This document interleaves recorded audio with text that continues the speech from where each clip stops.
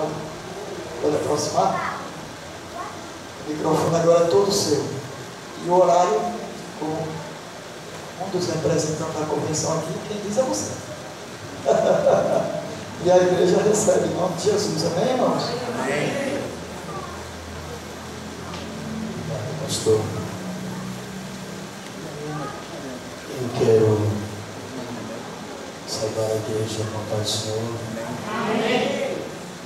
Na verdade, é um privilégio muito grande poder estar com os irmãos essa noite e, com toda a humildade, todo o respeito, ser lembrado como presidente ou como parte, membro da convenção do estado de Alagoas.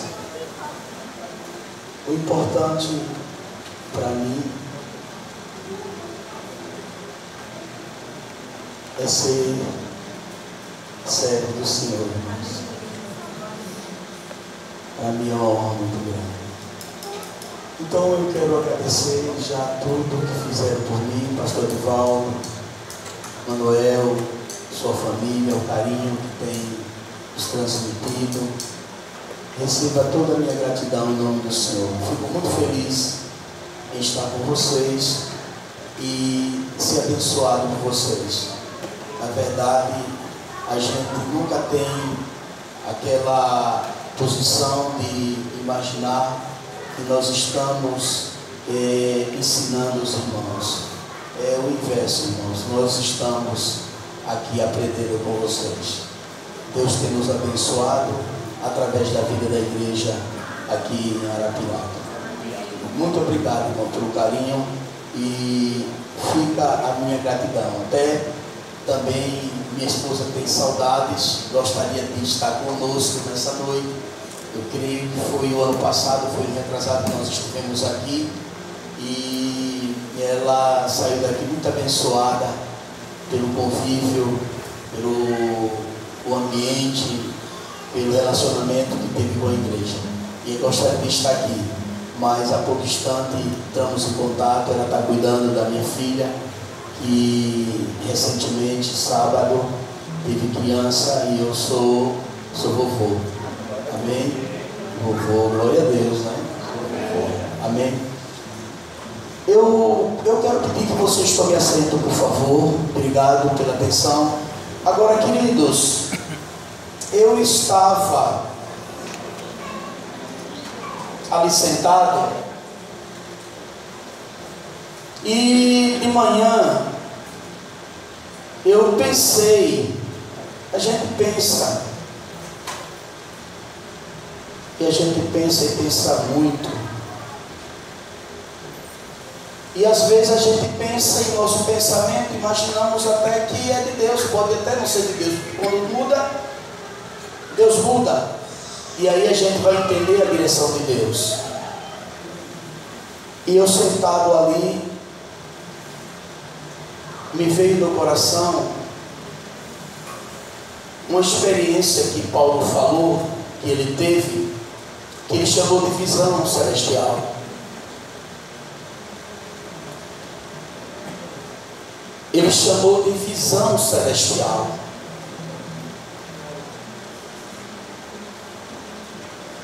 Que visão foi essa? Que mexe com toda a estrutura psicológica, social deste homem.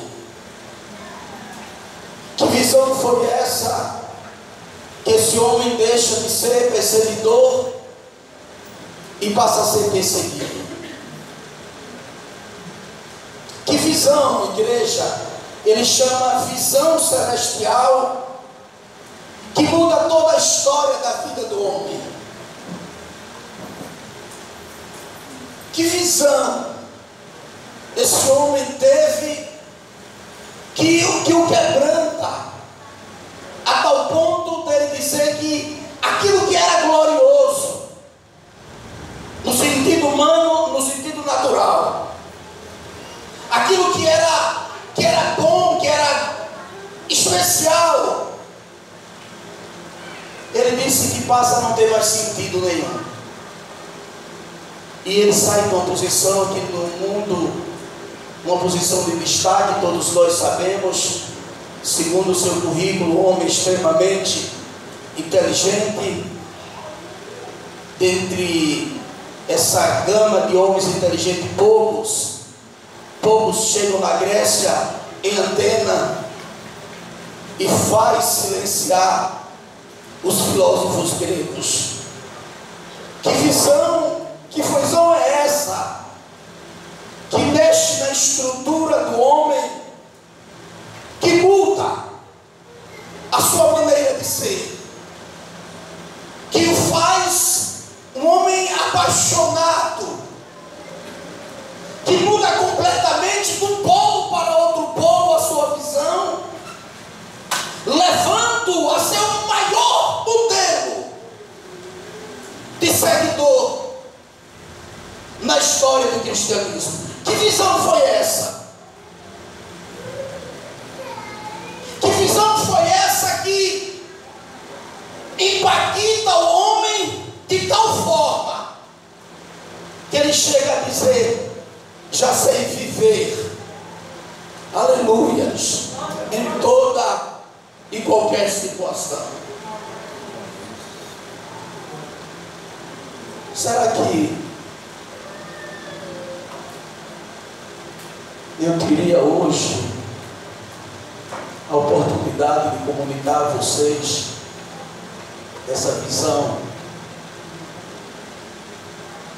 e, orando ao Espírito Santo, pedir ao Espírito Santo que nos abra os olhos para também sermos participantes dessa visão? E aí, aleluias, eu e minha casa serviremos ao Senhor. Porque, como nós falamos de manhã, não é um adágio, não é uma frase filosófica ou uma frase religiosa, é um testemunho de vida. Louvado seja o nome do Senhor, que atrai os meus, que mexe com uma estrutura familiar, de querer estar aonde aquele representante de Deus, como autoridade daquela casa, para onde for, aonde estiver, porque não tem melhor lugar do que estar com um homem, aleluias, ou com uma mulher que tem a visão celestial.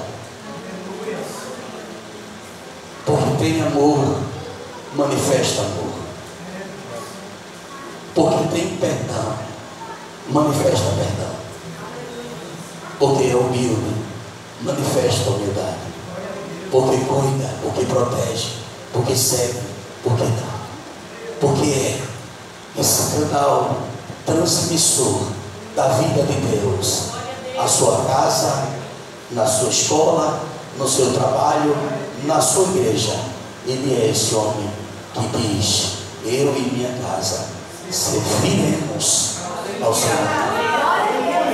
E os céus têm prazer em testificar: eu quero estar aonde o meu pai, ou aonde a minha mãe, ou aonde o meu irmão, ou aonde aquele salvo que manifesta Deus, manifesta a vida de Deus, aonde ele está, eu gostaria de estar.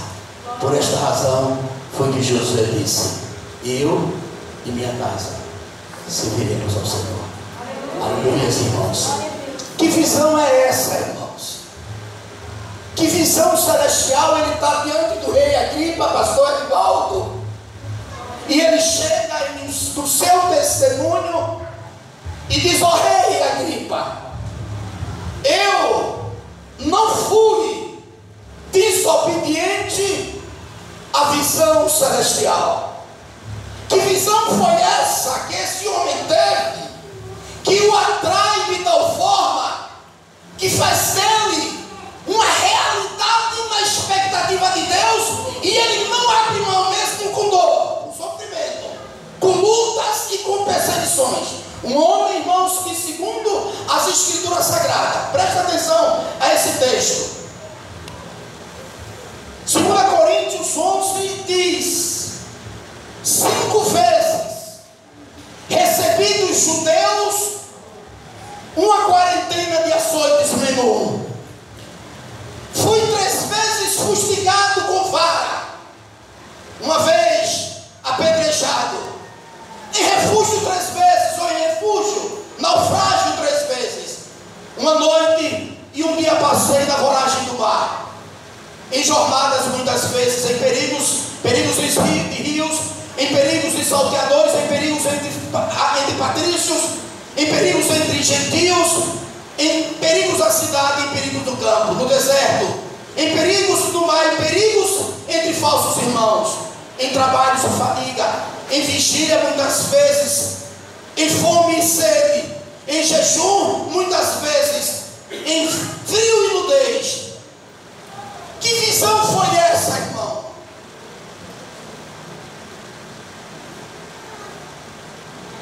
Que o homem chega a dizer que as coisas deste mundo perderam sentido, que ele já considera esterco, ele já considera coisas sem valor, coisas sem sentido. Que visão celestial foi essa? Que ele chega diante do rei Agripa, do seu testemunho, e diz: eu não fui desobediente à visão celestial. Que visão é essa, irmãos, que hoje nós estamos vendo pessoas envergonhando o Senhor? Que visão é essa? Que as pessoas se escondem para não testificar da verdade. Que visão é essa? Que eu não suporto, às vezes, a fraqueza do meu irmão. Eu não estou suportando um tempo difícil, um tempo de dificuldade. Que visão é essa que eu ainda não tenho, que eu não recebi? E Paulo está dizendo ao rei Agripa: eu não fui desobediente à visão celestial. Glória a Deus. Nessa noite, aleluia,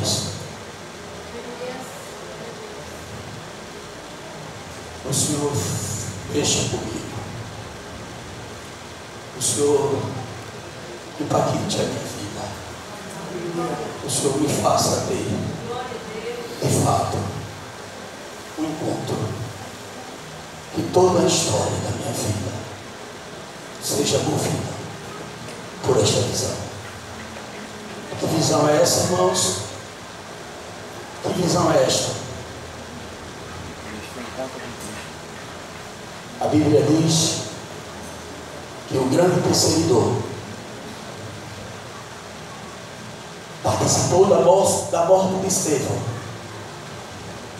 acostumado a humilhar e a envergonhar os do caminho, e na visão dele, do homem instruído da lei, fariseus, a nata da sabedoria judaica, o homem intelectual, versátil da lei, respeitado pelos filósofos da época, a nata da sabedoria admirava este homem, acostumado agora a defender a religião dos seus pais, e vendo tudo como uma ameaça para a religião dos seus pais, a religião que ele tinha se tornado versátil,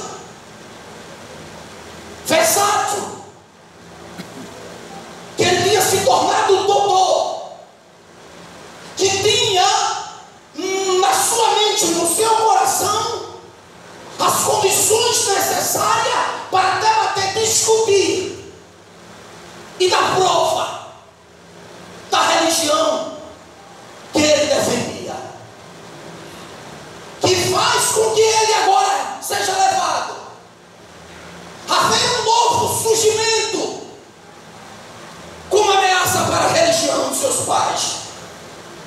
E então ele implanta um desafio de acabar, de destruir, de liquidar autoridade, exterminar com essa religião que agora está surgindo, a religião, dizendo eles, os do caminho, aqueles que estavam agora pregando um rei ressurreto, aquele que agora estava pregando um homem nascido de mulher, dotado de toda graça e de todo poder.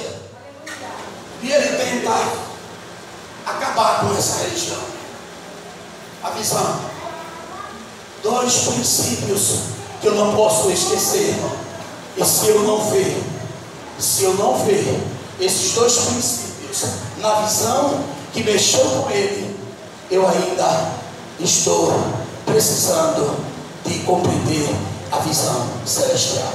Primeiro, quando ele sai de Jerusalém com carta nas moedas, carta para ir para Damasco, porque os discípulos do caminho, os discípulos dessa nova, para ele, nova seita, porém, não é religião, não é uma religião, amém? Não é uma religião. Jesus não veio trazer nenhuma religião, ele é Deus encarnado, aleluia, que veio à terra cumprir toda a justiça de Deus e dar, através daqueles que creem, a justificação dos seus pecados, tornando-os justos, tornando-os puros, tornando-os agradável a Deus, não por causa das suas próprias justiças, mas por causa da justiça que ele praticou, agradando integralmente a Deus.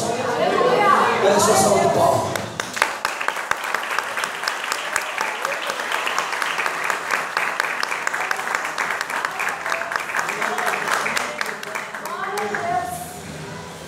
É contra esse homem, é contra esse ser, é contra esse Deus que ele vai lutar.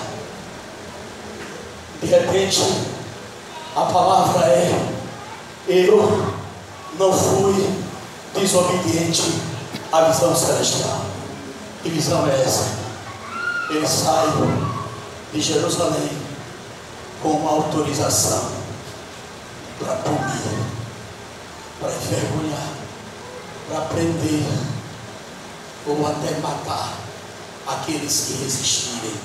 Toda a autoridade foi dada a ele para que ele exterminasse aqueles que estavam, em nome de Cristo, anunciando a ressurreição dos mortos. Amados irmãos, primeira parte da visão, quando ele vai chegando em Damasco, ele diz que ele vê uma luz mais forte, aleluia, mais forte do que a luz do sol em pleno meio-dia. Primeira parte da visão. A visão é uma só, mas ele vê 2 realidades nessa visão que vai mexer a vida dele. Não esqueça, o homem que era odioso e odiava, o homem que perseguia, que maltratava, que matava, que destruía, o homem sábio, inteligente, mas que vem com essa ganância de destruição. Primeira coisa que ele faz, sabe? Conhecedor da sua religião, no meio do caminho, uma luz mais forte do que a luz do sol, em pleno meio-dia, brilha. Ele fica cego e cai e pergunta, porque só alguém extremamente poderoso, Paulo sabia disso, por isso que ele vai perguntar: quem és tu, Senhor? Porque ele sabia que o título dado a alguém que recebesse esse título, Filhos do Senhor, que a palavra Curios ou Kyrios, no grego, no original, alguém que recebesse esse título de Senhor, era um título dado a pessoas que tinham condição para dar e tirar a vida. Diferente da nossa linguagem, todos são chamados de Senhor, mas no antigo império, ou no tempo da igreja, o título dado de Curios ou Kyrios, Senhor, era dado a homens que tinham poder, tinham autoridade para dar e para tirar a vida. A sua palavra podia ser uma lei e podia também ser uma sentença. Então, quando Paulo, ele olha que coisa, irmão, ele vem com toda a para destruir aqueles que estavam anunciando a ressurreição. Os discípulos do Senhor, em meio do caminho, a luz mais forte do que a luz do sol vem ao seu encontro, brilha, e ele cai por terra, e ele faz esta pergunta: quem és tu, Senhor?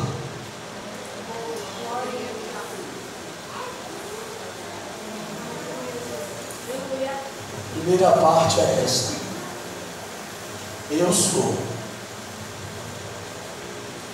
Não sei se dá para nós refletirmos nessa primeira expressão que Paulo está dizendo: eu sou.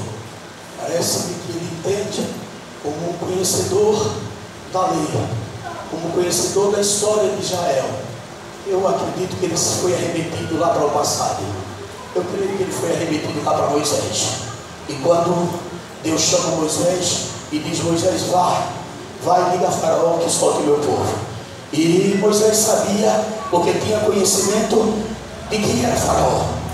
Até porque todos nós sabemos que Moisés viveu no palácio de Faraó. Moisés sabia quem era a pessoa.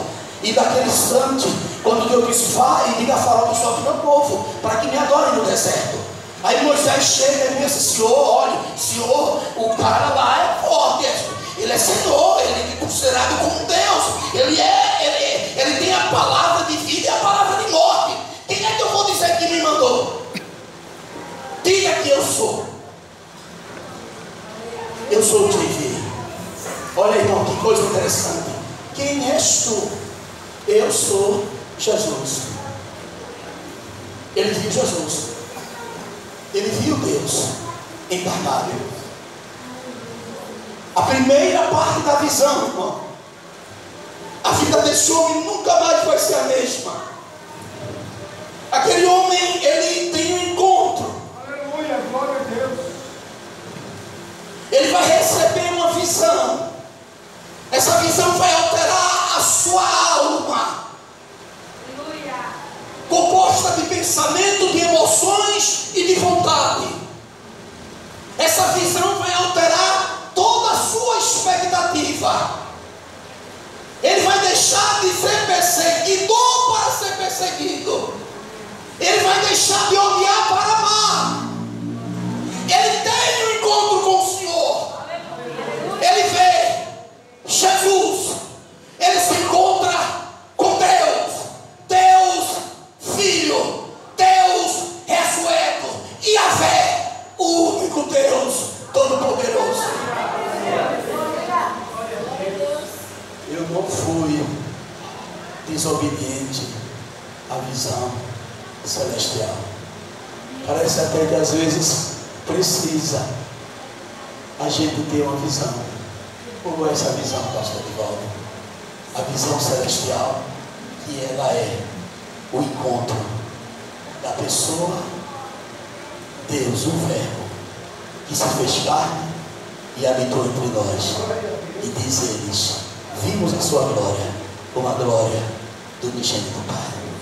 O Verbo se fez carne, habitou entre nós e vimos a sua glória. Louvado seja o nome do Senhor. Tocamos nele, irmãos, presta atenção. Tocamos nele. A vida se manifestou. Amém, igreja? A vida se manifestou. Tocamos na vida. Eles sentiram, eles viram a vida. Eles experimentaram a vida. Isso é a obra de Cristo. Amém, igreja? Louvado seja o nome do Senhor. Parte da visão. Viu o Senhor. Marcou a vida dele. Eu sou Jesus, a quem tu persegues. Segunda parte da visão. Olha, primeira parte da visão: eu sou Jesus. Segunda parte da visão: a quem tu persegues. A igreja, o corpo de Cristo. Paulo agora vai desenvolver um conteúdo de ensinamento. Ele agora vai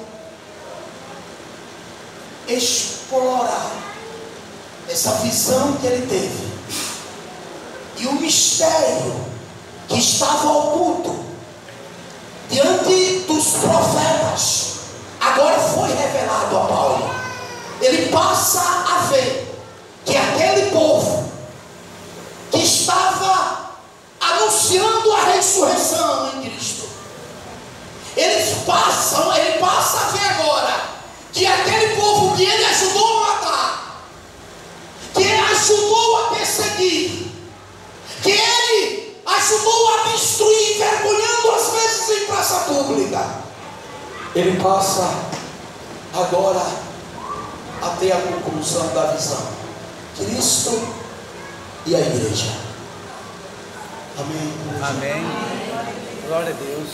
Cristo e a igreja.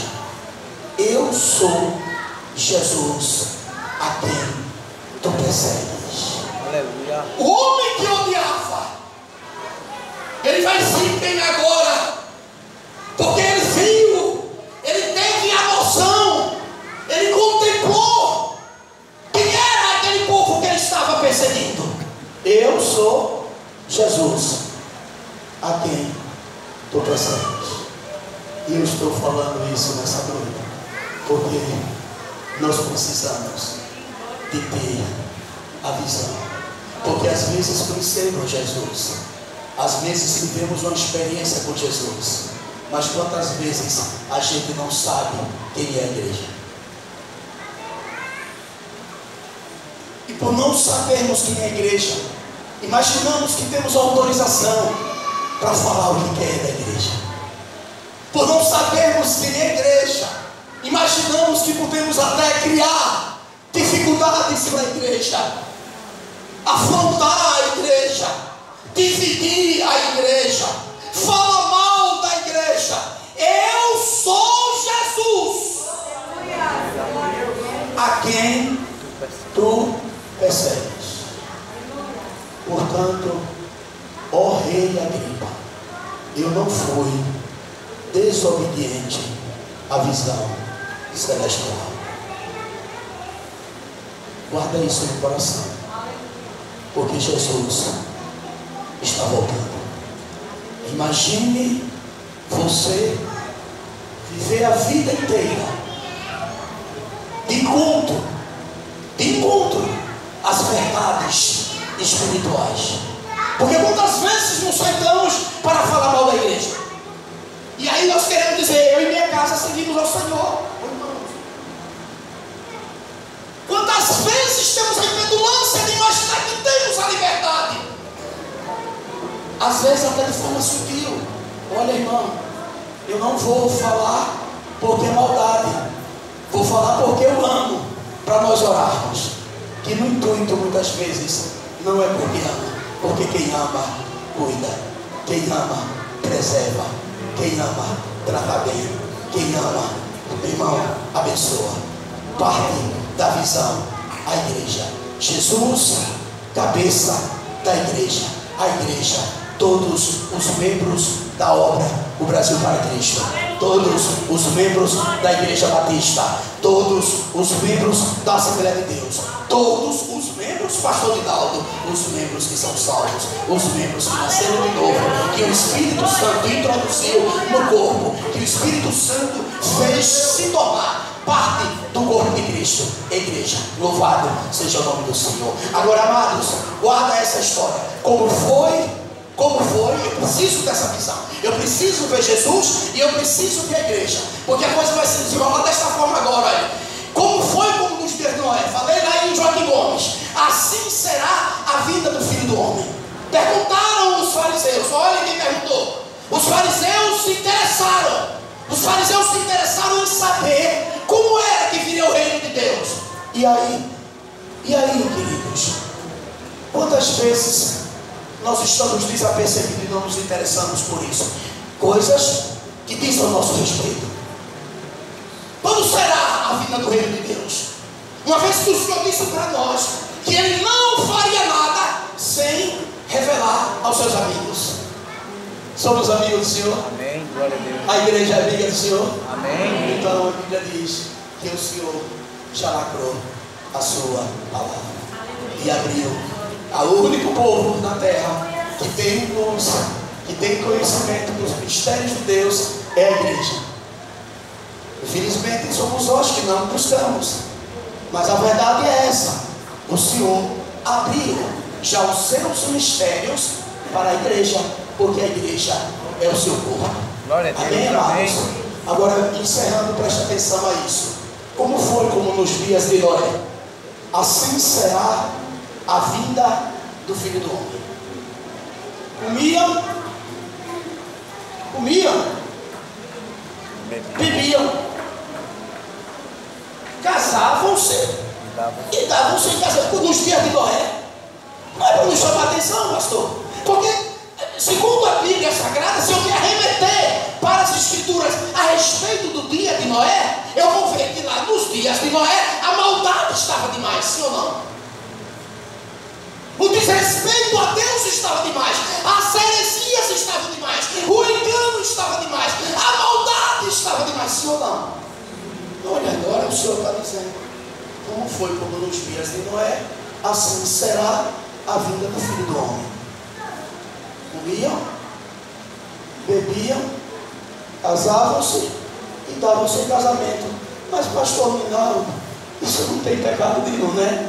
Jesus deveria dizer: rapaz, eles eram maus, né? Eles roubavam, eles mentiam, né? Eles eram enganosos. Não era assim? Não era para poder Jesus dizer isso? Não é, porque nos dias de Noé não era isso que estava acontecendo, igreja, amém? Amém, irmão? Aí Jesus vai dizer assim: olha, eles comiam e bebiam, eles casavam-se e davam-se em casamento, porque Jesus vai falar para um povo que sabe o que é pecado. Diga amém. Jesus vai falar para um povo que sabe o que é mentira. Amém.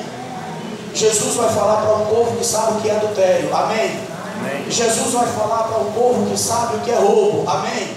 E que esse tipo de pecado essas pessoas já conhecem, sabem que são pecados. Amém. Agora, o problema todo está nessas circunstâncias que aparenta não ser pecado, mas que pode se tornar pecado.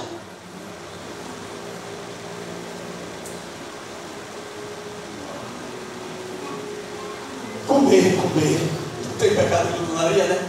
Mas eu não vou chegar, não, eu vou dizer assim, irmãos, olha, presta atenção que a Bíblia diz: pecado, segundo todos os estudiosos e pesquisadores, dizem que é errar o alvo. Pecado é errar o alvo. Preste atenção, se você ler nas Escrituras Sagradas, tem um texto aqui que eu vou fazer questão de passar para vocês, tá? É Lucas capítulo 21, versículo 34, diz assim: acautelai-vos por vós mesmos. Olha o perigo, irmãos, olha o perigo. Acautelai-vos por vós mesmo, para que nunca vos suceda que o vosso coração fique sobrecarregado com as coisas, com as orgias, com as coisas deste mundo. Então quer dizer, trabalhar não é pecado, mas trabalhar, comer, colocar comida, colocar o trabalho, colocar as coisas que são normais no meu coração como principal, passa a ser pecado. Aleluia. Porque eu estou no lugar de Deus. Sabe o que é? Aquela palavra que a Bíblia diz assim: Jesus é o cumprimento da lei civil e aio para chegarmos a Cristo. Preste atenção a isso, a lei civil e aio para chegar a Cristo. No original, essa palavra aio é pedagogo. Pedagogo é o mestre, é o instrutor da criança. Ou poderíamos chamar, não sei se hoje, mas antigamente poderíamos chamar de babá. Ou seja, a lei, ela se via de babá, olha, ela se via de babá para nos pegar, ou para pegar a pessoa. Ela não salva ninguém, a lei não salva ninguém, nem o evangelho pregado como lei. Presta atenção, o evangelho é graça, são boas novas de salvação. O evangelho é a manifestação do amor e da misericórdia de Deus através do seu Filho. É pura graça. Então a lei, como aio, como babá, ela nos pega e nos leva até Cristo, porque Cristo é o cumprimento da lei. E sabe qual é o cumprimento da lei? Qual é o cumprimento da lei? Qual é o cumprimento da lei? Diga: amarás o Senhor teu Deus. Diga: amarás o Senhor teu Deus de toda a sua alma, com toda a tua força e de todo o seu entendimento. Amém? É o cumprimento da lei. E amarás o teu próximo como a ti mesmo. Amém? A visão celestial. Amém? A visão celestial. Jesus e a igreja. Olha, a lei e a graça. A lei me pega, porque ela não salva ninguém, mas ela me pega, ela serviu como alho. E olha, ela diz assim: a lei não consegue, você não vai conseguir. É assim, você não vai conseguir, pela lei você não vai conseguir. A lei está apontando que você é pecador. A lei está apontando para você dizer assim: você não vai conseguir cumprir a lei moral de Deus, porque você está na carne. Por isso que ninguém na carne agrada a Deus. Aí o Senhor nos dá vida. Diga: glória a Deus. O Senhor nos dá vida em espírito. Amém. Nasceste do Espírito. Amém. Nasceste do Espírito da palavra. Amém. E essa vida agora, quem nasceu da carne é carne, cogita para as coisas da carne. Amém. Tem prazer nas coisas da carne, ama as coisas da carne. Mas Deus tem uma nova realidade. Não é velha, é uma nova realidade. Em Cristo nós recebemos uma nova vida. Merece palma? Amém. Glória a Deus.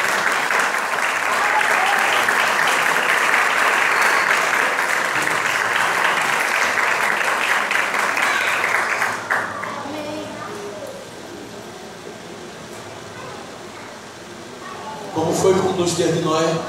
Comiam, bebiam, casavam-se, davam-se em casamento. Tudo que tirar do seu coração Deus como centro é pecado. Amém? Aí você vai ver o seguinte: até o dia que Noé entrou na arca. Essa mulher é a Bíblia. Amém? Até o dia que Noé entrou na arca. Aleluias. Se nós seguirmos mais adiante, nós vamos ver como foi também, como nos dias de Ló. Comiam, aí lá vai falar, compravam, vendiam, casavam-se e davam-se em casamento até o dia que Ló saiu. Olha aí, olha a igreja. A Bíblia diz que até o dia eu preciso me entender e compreender essas verdades. Primeiro, fazer uma análise. Qual é a minha regra de fé?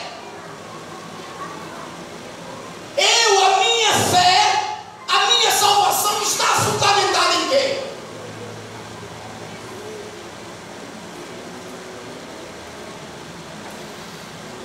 Falamos de manhã aqui, tem um grupo de homens que a sua fé estava fundamentada naquilo que ele fazia. Foi o Senhor Jesus que disse que naquele dia muitos vão dizer: Senhor, eu preguei, Senhor, eu profetizei, Senhor, eu curei, em teu nome eu expulsei até demônios, eu fiz milagres. E o Senhor disse: afastai-vos de mim, que eu não vos conheço. A tua fé para a salvação está fundamentada em quê?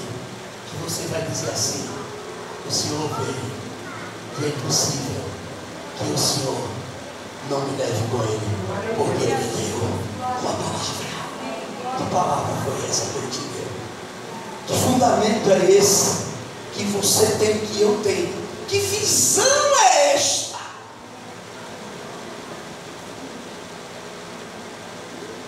Que eu recebi, que você recebeu do Senhor, e que será impossível o Senhor voltar e você não ir com Ele. Alô, igreja? Amém? Pensa aí e reflita. Amém? Então, para encerrar, Noé entra na arca e Ló sai de Sodoma. Que tipologia é esta? Que ensinamento bíblico é este triste que Jesus quis trazer, que se refere e como se refere à sua vinda. Eu que amo a sua vinda, eu que sou nascido dele, eu que tenho prazer nele, eu que espero por ele, preciso estar apercebido como algo que é prioritário para mim, porque a Bíblia diz que os próprios fariseus perguntaram: Senhor, quando será a tua vinda e o teu reino? E a gente não sabe nada, nem em igreja. Misericórdia, misericórdia, pastor, misericórdia. Ah, sabe qual era a salvação? Sabe qual era a saudação da igreja? No início, quando viu o outro, não era Pai do Senhor, não, era Maranata. Sabe o que significa? Ora vem, Senhor Jesus. Ora vem, Senhor Jesus. Ora vem, Senhor Jesus. O mundo já estava tão mal para eles, já estava tão podre para eles, irmão. A expectativa estava no Senhor. Eles desejavam andelar com a volta do Senhor. Amém, igreja? Amém, igreja? Parece que não. Quanto mais o Senhor demorar, é melhor para mim. Oh, Deus da misericórdia. Então, Noé entra na arca e Ló sai de Sodoma. A experiência bíblica diz que a arca é um templo de Cristo. Diga glória a Deus. Glória a Deus. A arca é o templo de Cristo, que quando Deus nos pega, Ele nos introduz no corpo. Viu a visão? Você viu a visão? A visão é só ter um espírito e um corpo, igreja. A visão é que quando Deus usa o pastor, usa o irmão, a irmã, através da sua palavra, o Espírito, porque a minha palavra é Espírito e vida, o Espírito da palavra vai no coração e gera o arrependimento. Esse arrependimento é a pessoa dizendo assim: eita desgraça, tudo que eu fiz é ruim, não presta nada. Estava vivendo uma vida de desgraça, uma vida de destruição, desobediência. Eu não presto. Estão dizendo que é o contrário. Vem que Deus dá um jeitinho. Vem que você vem, meu filho. Vem para ser reformado.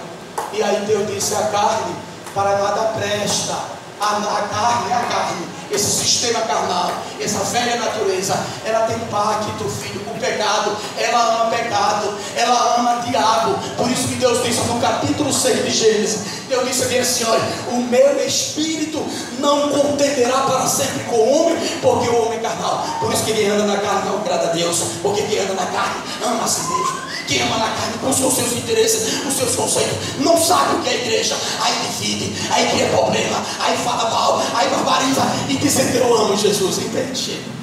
Alô, está entendendo a palavra? Hoje é diferente, não vou me chamar mais, pastor, mas precisamos disso.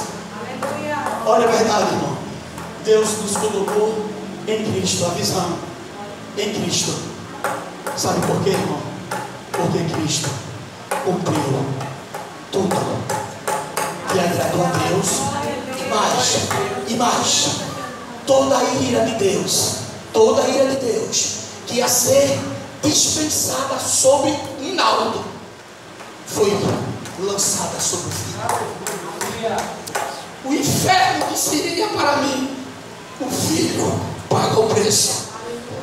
Por isso a Bíblia diz que quando Noé entra na arca, é uma tipologia de que quem está entrando em arca, ou entrando em Cristo, tudo que é maldição que vai vir agora sobre a terra não vai tocar, porque você está na arca de Deus, que é Cristo. Porque Ele já pagou, Ele já correspondeu. Tanto que você vai ver o seguinte: João, entra na fila, olha os aí, irmão, como ele foi nós precisamos ser. Amém? Como Ele foi, nós precisamos ser. Como Ele é, nós seremos. Não esqueça disso. Como Ele foi, nós precisamos ser. Ele foi manso, Ele foi humilde, Ele foi quebrantado, Ele foi obediente. Por isso que eu e você, nós recebemos o Espírito dEle. Amém, igreja? Deus nos introduz nele. Ele corresponde tudo ao Pai. Entra na fila para ser batizado. João diz bem assim: mas Senhor, o Senhor vem a mim. Sou eu que deveria ir a ti. E o Senhor vem a mim. Deixe João, para que se cumpra toda justiça do Pai. Ele cumpriu, porque Deus disse: este é o meu filho amado, que eu tenho prazer. Quando Ele cumpriu, escuta isso, quando Ele cumpriu toda a justiça do Pai, no capítulo 17 de João, Ele ora assim: olha, Pai, eu fiz a tua vontade, eu transmiti a vida eterna para eles. A vida eterna quer conhecer a Ti, o único Deus verdadeiro. Agora, me glorifique. Olha, me glorifique com a glória que eu tive contigo quando não existia mundo. Aleluia.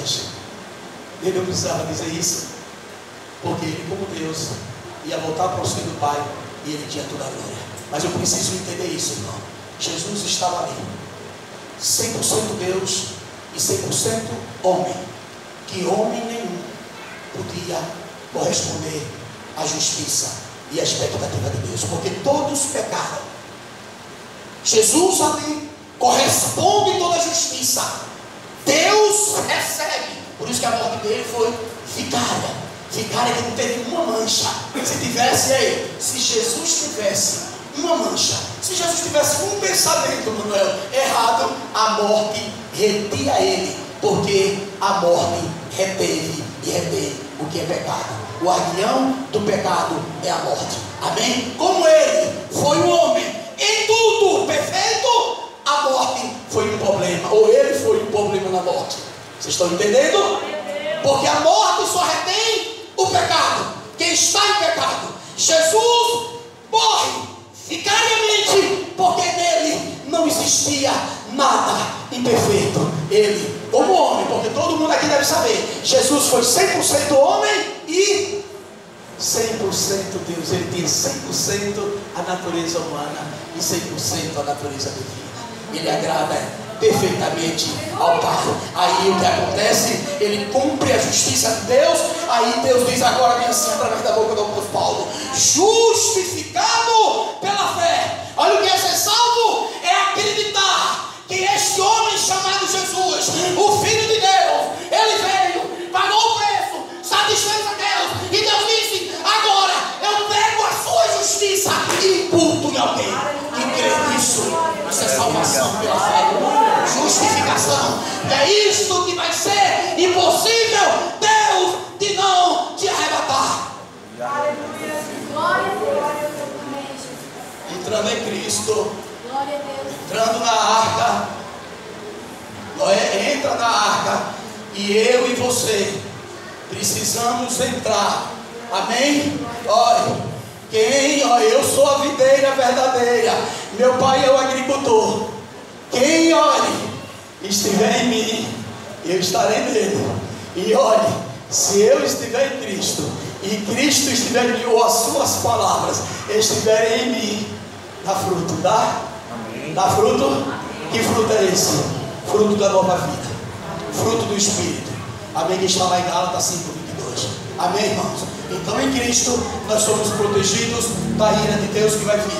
Em Cristo nós somos protegidos do inferno. Em Cristo nós somos protegidos de toda a maldição que vai vir sobre a terra. Porque Cristo é o tipo de arca.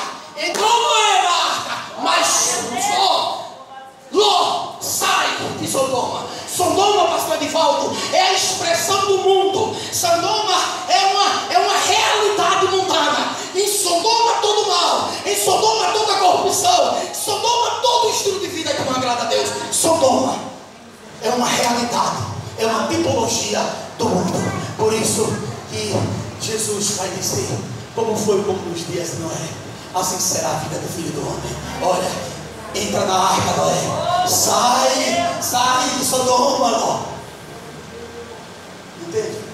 Sair de Sodoma também tem que entrar na arca. Entrar na arca é sair de Sodoma. Você não é do mundo. O mundo é inimigo de Deus.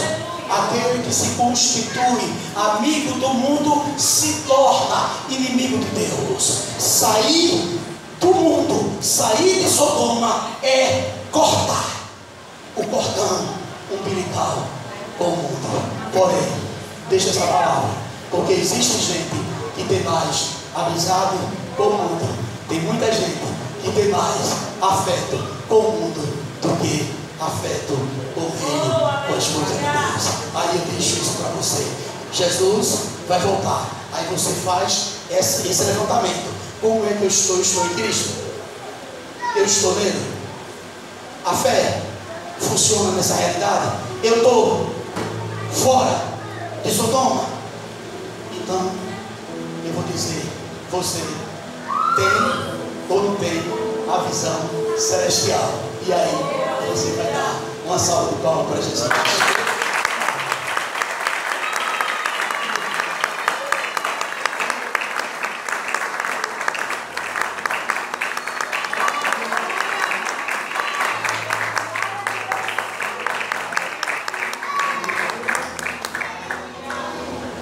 Nós falamos de manhã sobre isso. Só vai dizer, como Josué disse: eu e minha casa serviremos ao Senhor. Quem entender a visão. Amém, irmãos? E a visão muda toda a estrutura, muda todo o pensamento, muda toda a vida. É vida nova, é vida em Cristo. Por isso que quando nós viemos aqui, pastor Edvaldo, se vocês me quiserem, da próxima vez nós queremos falar sobre a presença do ministério do Espírito Santo que está nesses dias. E por estar nesses dias, nós que lemos a Bíblia e nos deparamos com circunstâncias no tempo do Egito, a saída do Egito, e achamos uma incredulidade tremenda daquele povo, até ficamos com raiva, dizendo: que povo duro, que povo incrédulo, ficamos chateados. No tempo de Jesus, nós também dizemos a mesma coisa. Como Jesus foi rejeitado, até alegamos: se nós estivéssemos lá, nós não faríamos a mesma coisa. E eu quero vir, não vou nem avisar, de repente eu vou passar pela pista e vou entrar, tá bom? E aí quem estiver aqui, a gente ministra essa palavra, porque o tempo do ministério, Deus, olhe, escute isso, só para encerrar, pastor, já estou fora, mas me ature um pouquinho, 2 minutos só. Existe um só Deus. Amém? Amém? Amém. Você sabe quem é?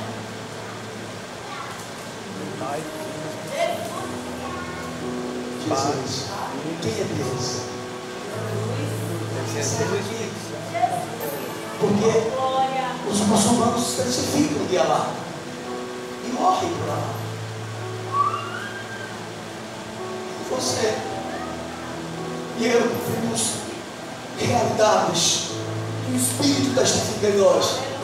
Eu estou aqui não é porque o pastor de volta disse: não vamos para lá. E eu gostei de vir.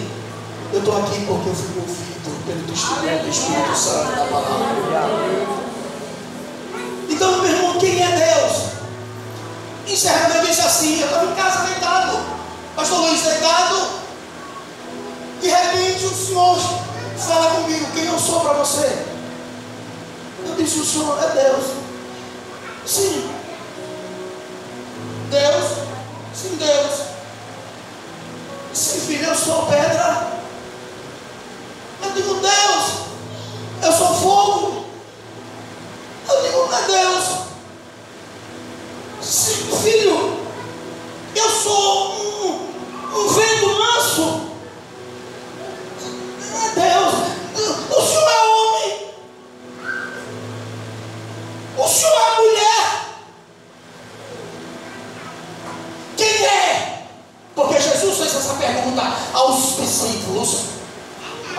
diante do povo. Não foi assim? Quem é que o povo diz que eu sou?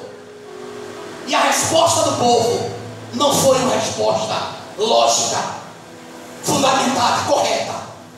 A resposta do povo foi: aqui o senhor é o profeta, aqui o senhor é João Batista que ressuscitou dos mortos. Lógico, o povo não andava com ele, mas os discípulos não tinham nenhuma condição para não responder essa pergunta, porque viviam com ele, pastor Edivaldo, comia com ele, andava com ele, dormia com ele, ia, ouvia os sermões dele. E agora Jesus pergunta: quem é que eu sou para vocês? Quem é Deus para você? Responda isso a você e a Deus. Se não tiver resposta, aí eu vou vir outro dia, tá? Eu vou vir outro dia. E aí nesse outro dia a gente vai comentar quem é esse único Deus que manifesta-se, aleluia, em três pessoas. E sem